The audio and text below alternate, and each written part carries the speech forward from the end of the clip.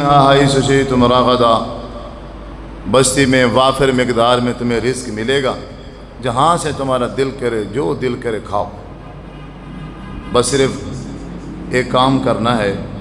وَادْخُلُوا الْبَابَ سُجَّدًا، جب اس بستی میں داخل ہونا ہے تو بستی کے دروازے سے سجدہ کرتے ہوئے وَقُولُوا حِطَّةٌ، اور لفظ حِطّہ کہنا ہے۔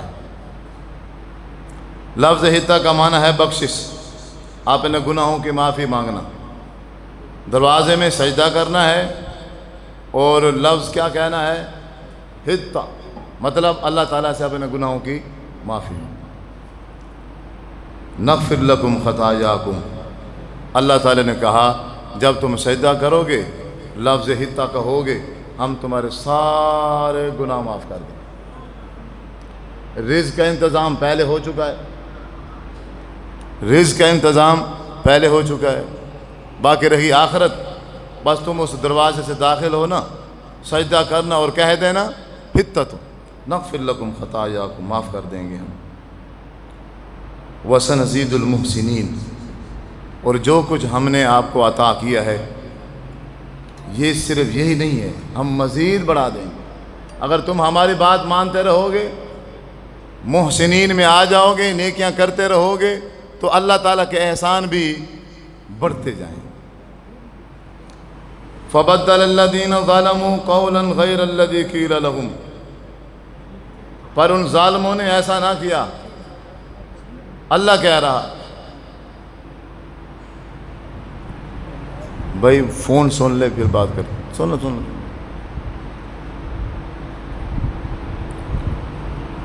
فَبَدَّلَ الَّذِينَ ظَلَمُوا قَوْلًا غَيْرَ الَّذِي قِيلَ لَهُمْ، پر ان ظالموں نے ایسا نہ کیا، بلکہ کیا کر دیا؟ ایک تو سجدہ نہیں کیا، اب دروازے سے داخل تو ہونا ہے، اپنی مرضی کی، اللہ کی نہ مانی، اپنی مرضی کیا کی؟ ایسے گھسٹ کر دروازے سے داخل ہوئے اور حِطّہ کی بجائے کہہ دیا ہِنْتَا، ایک نون کا اضافہ کر دیا۔ اللہ تبارک و تعالی نے آسمان سے جو حکم نازل کیا لفظ حِطّہ، اس میں ایک لفظ کیا کر دیا؟ اضافی کر دیا، اس کو تبدیل کر دیا۔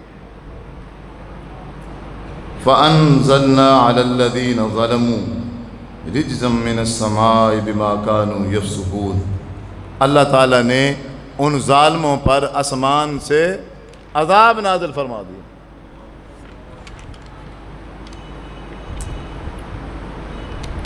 آپ حیران ہوں گے کہ یہاں تو صرف ایک نون بڑھا اور آسمان سے کیا آ گیا؟ عذاب۔ اور ہماری حالت کیا ہے؟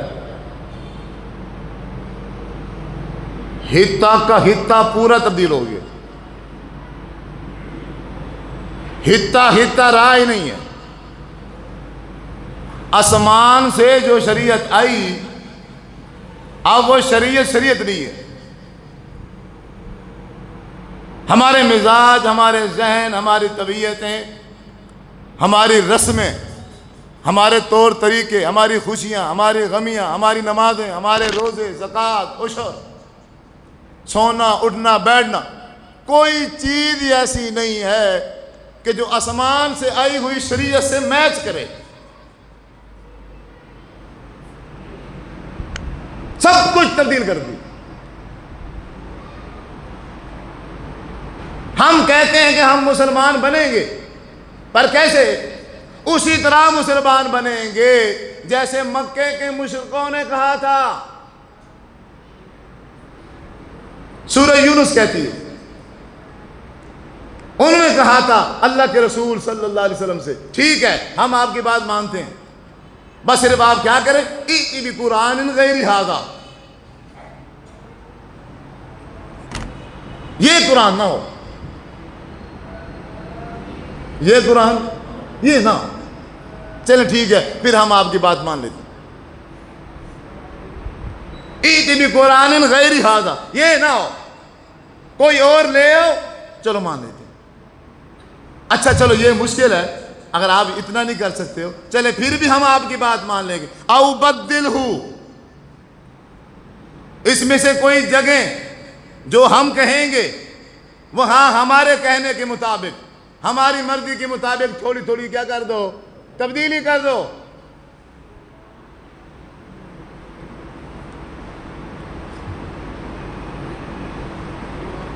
بہت بڑی بات اللہ تعالیٰ یہاں سمجھانا چاہتا ہے کہ کل اے محبوب آپ کہہ دیں ما یکون لی، آپ کہہ دیں یہ میرے لائق ہی نہیں ہے، یہ میرے بس کی بات نہیں ہے کہ ابدلہ من تلقاء نفسی، کہ میں اپنی طرف سے اس قرآن مجید کو تبدیل کر دوں یا بدل دوں. یہ میرے بس کی بات، ان اتبع الا ما یوحى الی، میں تو صرف پیروی کرتا ہوں اس شریعت کی، اس دین کی جو آسمان سے اللہ تعالیٰ نے میرے اوپر اتارا ہے.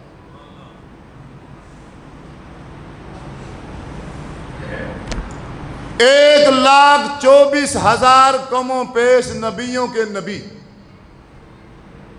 ساری کائنات کے نبی، صاحب شریعت جن پر یہ قرآن نازل ہوا، وہ کہتے ہیں میرے بس کی بات نہیں ہے کہ میں اپنی مرضی سے اس قرآن مجید میں کوئی رد و بدل، کوئی تبدیلی کر دوں. تو آج کے مولوی کو اختیار کس نے دیا ہے؟ میری کیا حیثیت ہے وہاں، یا مجھ جیسے کسی اور کی کیا حیثیت ہے؟ اس کائنات میں کوئی امام ہو، پیر ہو، فقیر ہو، عالم ہو، مفتی ہو، شیخ ہو، صحابی ہو، غیر صحابی ہو، تابعی ہو، تبع تابعی ہو، کسی کے اندر یہ ہمت ہے کوئی قرآن مجید کو تبدیل کر سکتا ہے؟ آسمان سے آئی ہوئی شریعت میں کوئی تبدیلی اپنی مرضی سے کر سکتا ہے؟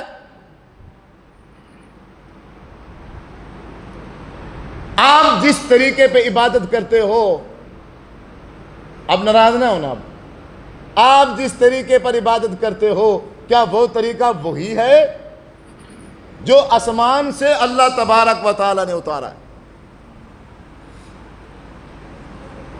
آپ جس طریقے پہ کھڑے ہو، نماز پڑھتے ہو، روزہ رکھتے ہو، زکوٰۃ دیتے ہو، عشر، سب کچھ، وہ وہی طریقہ ہے جو قرآن میں لکھا ہوا ہے، وہ وہی طریقہ ہے جو محمد الرسول اللہ صلی اللہ علیہ وسلم کے فرمان میں ہے. آپ کے علم میں ہے یا نہیں ہے؟ آپ میں سے کتنے بھائی یہاں بیٹھے ہیں جو ہاتھ کھڑا کر کے یہ کہہ سکتے ہیں کہ ہمارا طریقہ وہی طریقہ ہے؟ کوئی ایک بندہ ہاتھ کھڑا کرے.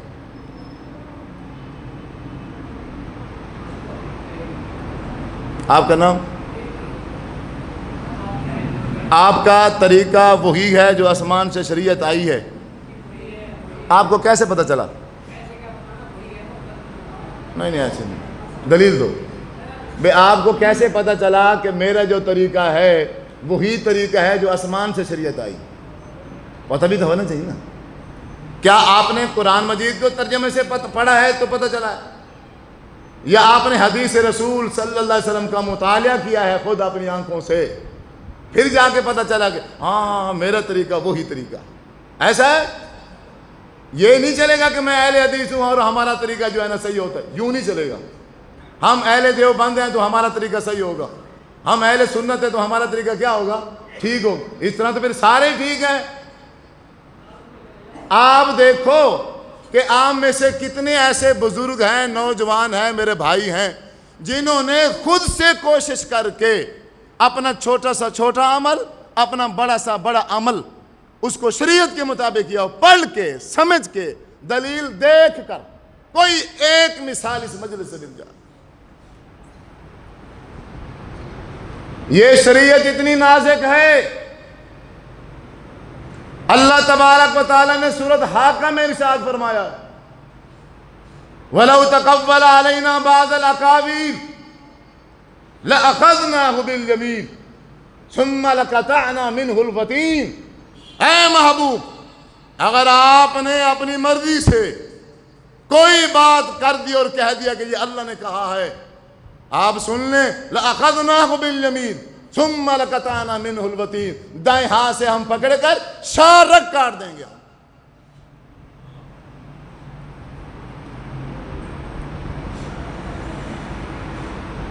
ہم پٹری سے اتر گئے،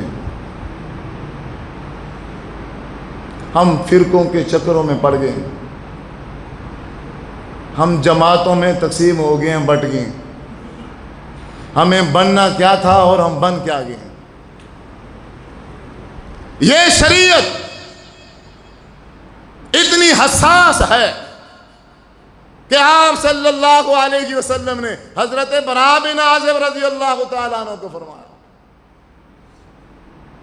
اے براء، میں آج تجھے ایسا وظیفہ بتاتا ہوں، اگر تو وہ رات کو پڑھ کے سوتا رہا اور اس حالت میں تجھے نیند آ گئی تو تجھے موت فطرت اسلام پر آئے گی. تو جب موت فطرت اسلام پر آئے گی تو کہاں جائے گا؟ جنت میں جائے گا.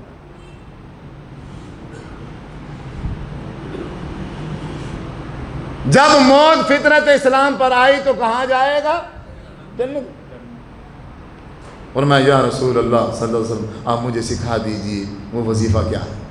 اور میں رات کو جب سارے کام ختم ہو جائیں، اب کوئی کام نہیں ہے، صرف سونا ہے، وضو کر لینا اور بستر میں آ جانا اور پھر یہ کہنا اللہم انی اسلمت وجہی الیک وفوضت امری الیک والجأت ظہری الیک رغبتا ورہبتا الیک لا ملجا ولا منجا منک الا الیک آمنت بکتابک الذی انزلت وبنبیک الذی ارسلت. کہا یا رسول اللہ صلی اللہ علیہ وسلم میں نے سن لیا ہے، آپ ایک بار میں سناتا ہوں آپ سن لیں تاکہ مجھے یاد ہو جائے اور میں ہر روز اس پہ عمل کروں. اب حضرت براء سنا رہے ہیں، سناتے سناتے مکمل دعا جب پہنچے آمنت بکتابک الذی انزلت، اور حضور نے لفظ پڑھائے تھے وبنبیک الذی ارسلت، لیکن حضرت براء بن عازب رضی اللہ تعالیٰ عنہ نے کہا وبرسولک الذی ارسلت. نبی کو کیا کہہ دیا؟ اور نبی ہو رسول ہو مراد تو حضور ہی ہے نا. اور لفظ نبی کہہ دو لفظ رسول کر دو تو مراد کون ہے؟ معنی تو چینج نہیں ہوتا، مفہوم تو تبدیل نہیں ہوتا. ہاں یہ بات ضرور آ جاتی ہے کہ اللہ کے نبی نے جو لفظ پڑھایا ہے وہ نبی ہے. اس نبی لفظ کو کوئی صحابی، کوئی تابعی، کوئی امتی اپنی مرضی سے رسول میں تبدیل نہیں کر سکتے. حضور نے کہا اب جس طریقے سے آپ نے دعا سنائی ہے اگر اسی طرح پڑھ پڑھ کے سوتے رہے تو پھر تمہیں موت فطرت اسلام پہ نہیں آئے گی. کیوں؟ میں نے لفظ نبی پڑھایا ہے اور آپ نے لفظ رسول پڑھایا ہے اپنی مرضی سے. اگر آپ اپنی مرضی سے میرے بتائے ہوئے لفظ کو تبدیل کر دو گے تو پھر وہ جو اجر ہے، پھر وہ جو ثواب ہے، اس پر جو جنت ملنی ہے، وہ سارا کا سارا سسٹم کیا ہو جائے گا؟ ختم ہو جائے گا. یہ بات بھی کوئی کڑوی بات ہے اب جو میں کر رہا ہوں، یا یہ کوئی بات ناراض ہونے والی؟ میں نے آپ میں سے کسی کو کہا ہے تم وہاں بھی بن جاؤ، کہا ہے میں نے اپنی کبھی ایک تقریر میں بھی نہیں کہا، اور میرا یہ مشن ہی نہیں ہے. میں مسلمانوں کو جوڑنا چاہتا ہوں، میں مسلمانوں میں اتحاد پیدا کرنا چاہتا ہوں، اور اتحاد جس چیز سے پیدا ہوگا وہ قرآن مجید ہے. اتحاد جس چیز سے پیدا ہوگا وہ محمد الرسول اللہ صلی اللہ علیہ وسلم کا فرمان. اگر ہم سب اس مسجد میں بیٹھنے والے آج ہی سے اگر یہ تہیہ کر لیں کہ میں عمل بعد میں کروں گا، پہلے میں اس کو چیک کروں گا، نماز بعد میں پڑھوں گا، پہلے میں اس کو دیکھوں گا کیا جس طریقے سے میں نماز پڑھ رہا ہوں میرے نبی صلی اللہ علیہ وسلم کا نماز پڑھنے کا یہی طریقہ ہے. جبکہ آپ جانتے ہیں ہمارے معاشرے میں چار طریقوں سے نماز پڑھی جاتی ہے. کوئی ہاتھ ناف کے نیچے رکھتا ہے تو کوئی سینے پہ، اور کچھ ایسے ہیں جو باندھتے ہی نہیں ہیں. کوئی رفع الیدین کرتا ہے تو کوئی نہیں کرتا. کوئی سورۃ الفاتحہ امام کے پیچھے پڑھتا ہے تو کوئی کہتا ہے پڑھو گے تو منہ میں انگارے. اور جہاں اختلاف کی اتنی شدت ہو اور دونوں کہہ رہے گو ہم ٹھیک ہیں، ہمارا طریقہ ٹھیک ہے، تو ہماری پھر کیا ذمہ داری بنتی ہے؟ وہاں ہم چیک نہ کریں اس کو، ہم اس کو دیکھیں نا؟ تو آپ دیکھتے ہی نہیں ہیں، آپ چیک کرتے ہی نہیں ہیں۔ آسان ہے، بالکل آسان ہے۔ یہ دیکھو، یہ موبائل ہے میرے ہاتھ میں، سب کچھ اس موبائل میں۔ آپ مترجم قرآن مجید مترجم ڈاؤن لوڈ کر لو، آپ بخاری شریف ڈاؤن لوڈ کر لو، آپ ابو داؤد کر لو، حدیث کی کوئی کتاب آپ ڈاؤن لوڈ کرو۔ آپ کو نماز کا مسئلہ چاہیے، کھولو حدیث، نماز کا باب نکالو۔ وضو کا چاہیے، وضو کا باب نکالو۔ آپ کو جو مسئلہ چاہیے، چھوٹا مسئلہ ہے یا بڑا مسئلہ ہے، آپ حدیث کھولو، وہی باب نکالو، آپ کو وہی سامنے اس کے متعلق جتنی بھی حدیثیں ہوں گی وہ ساری کی ساری آپ کے سامنے آ جائیں گی۔ واللہ میں اس مسجد میں بیٹھا ہوں، آپ کو میں بالکل حلفاً یہ بات کہہ سکتا ہوں، جب آپ حدیث اٹھا کے نماز کا طریقہ جب آپ چیک کریں گے تو آپ سب کو نماز پڑھنے کا حضور کا صرف ایک طریقہ ملے گا، تین اور چار طریقے نہیں ملیں گے۔ اگر آپ میں سے کوئی میرا بھائی اس طرح نہیں کرتا تو میرے بھائیوں پھر اس وہم اور اس گمان میں مت رہو کہ شاید ہم صراط مستقیم پہ کھڑے ہیں اور ہم ہی ٹھیک ہیں، باقی سارے غلط ہیں۔ پھر کوئی بھی ٹھیک نہیں ہے، ٹھیک صرف وہی ہے جس نے آنکھوں سے حدیث پڑھ لی ہے اور اپنی آنکھوں سے قرآن مجید کی آیت کا مطالعہ کر لی ہے۔ دلیل جو رکھتا ہے وہ سچا ہے، جس کے بعد دلیل نہیں ہے وہ جتنے مرضی دعوے کر لے وہ کبھی سچا ہو نہیں سکتا۔ اللہ تعالیٰ سے دعا ہے اللہ رب العزت میں نے جو سنا ہے اور آپ نے جو سنا ہم سب کو اس کے مطابق عمل کرنے کی توفیق عطا فرمائے۔ وآخر دعوانا ان الحمد للہ رب العالمین، آمین۔